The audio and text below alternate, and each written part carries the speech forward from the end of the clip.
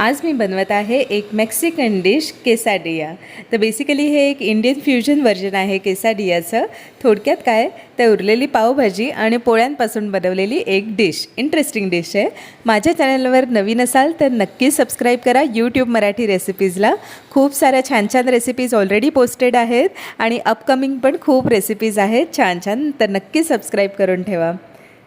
तर बेसिकली माझ्याकडे पावभाजी उरलेली होती, तर त्याचं मी पाणी आटवून घेतलेलं आहे, ती थोडीशी ड्रायअप करून घेतलेली आहे। एक पोळी मी याच्यावर ठेवलेली आहे, त्यावर मी पावभाजीला स्प्रेड करत आहे। आणि हे सगळं करत असताना माझ्याकडे जो कास्ट आयर्नचा तवा आहे तो मी ऑलरेडी गरम करायला ठेवलेला आहे, सो दॅट आपण हे केसाडियाज लगेच रोस्ट करू शकू। तर अशा पद्धतीने मी पोळीवर एक पावभाजीची लेयर स्प्रेड करून घेत आहे आणि पावभाजीची थोडीशी थिक अशी दाटसर लेयर आपल्याला स्प्रेड करायची आहे। तुम्ही बघू शकता अजिबात मॉइस्ट नाही आहे ही पावभाजी, पाणी मी आटवून घेतलेलं आहे, नाहीतर काय होईल ना, ह्या पोळ्या एकदम सॉगी होऊन जातील आणि मग त्याची मजा अजिबात येणार नाही। तर अशा प्रकारे एक दाटसर पावभाजीचा लेयर मी याला दिलेला आहे आणि यामध्ये बेसिकली सगळे पावभाजीचे फ्लेवर्स आपल्याला यूज करायचे आहेत। सो मी याच्यानंतर यावर टाकत आहे बारीक कांद्याचा एक लेयर, कोथिंबीर आणि लिंबाचा रस। याच्या व्यतिरिक्त तुम्हाला क्रंचसाठी एक्स्ट्रा ॲडिशनल क्रंचसाठी काही व्हेजिटेबल्स ॲड करायचे असतील तर तेही तुम्ही ॲड करू शकता, जसं स्वीट कॉर्न किंवा शिमला मिरची, गाजराचे छोटे छोटे काप, बारीकसे काप, किंवा अजून कोणतेही तुम्हाला मशरूम्स वगैरे आवडत असेल तर तुम्ही तेही ॲड करू शकता।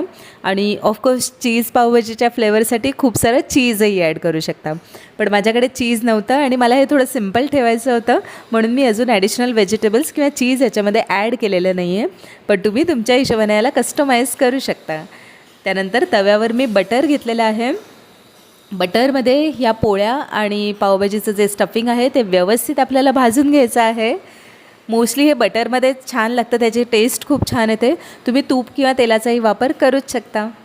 हे बघा अशा पद्धतीने याला छानपैकी क्रिस्पी करून घ्यायचं आहे। खूप जास्त शिजवण्याची गरज नाही आहे, कारण चपात्याही ऑलरेडी शिजलेल्या आहेत आणि पावभाजीची भाजीही ऑलरेडी शिजलेली आहे। फक्त दोन्ही बाजूंनी त्याला छान एक क्रिस्प लेयर येईल एवढं आपल्याला भाजून घ्यायचं आहे। आणि ऑफकोर्स चीज असेल तर ते छान मेल्ट झालं पाहिजे।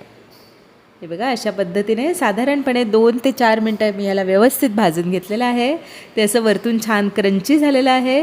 आता मी तव्यावरनं काढून घेते आहे आणि या प्रकारे पिझ्झा कटरने त्याला ट्रायंगल शेपमध्ये कट करत आहे। तुम्ही बघू शकता छान क्रंची झालेलं आहे ते, आणि अजिबात भाजी वगैरे त्याच्यातनं बाहेर येत नाही आहे। तुम्ही जे पण स्टफिंग चांगलं टाकलेले असतील त्याच्यामध्ये ते खूप असे टेस्टी लागतात, एकमेकांमध्ये मिळून येतात। आणि कधी कधी काय होतं ना, आपण पावभाजी बनवतो ती थोडी जास्त प्रमाणात बनते, मग भाजी उरते, पाव संपलेले असतात, किंवा कधी कधी पाव उरतात, भाजी संपलेली असते। मग आता मी या स्टेजला मी ॲडिशनल पाव वाढले असते तर पाव उरले असते आणि भाजी संपली असती। मग त्यामुळे मी हा ट्विस्ट दिलेला आहे। याला म्हणतात मेक्सिकन डिश केसाडिया, ते मी इंडियन फ्युजनमध्ये तयार केलेलं आहे। नक्की ट्राय करा आणि माझ्या चॅनलला सबस्क्राईब नक्की करा। बाय।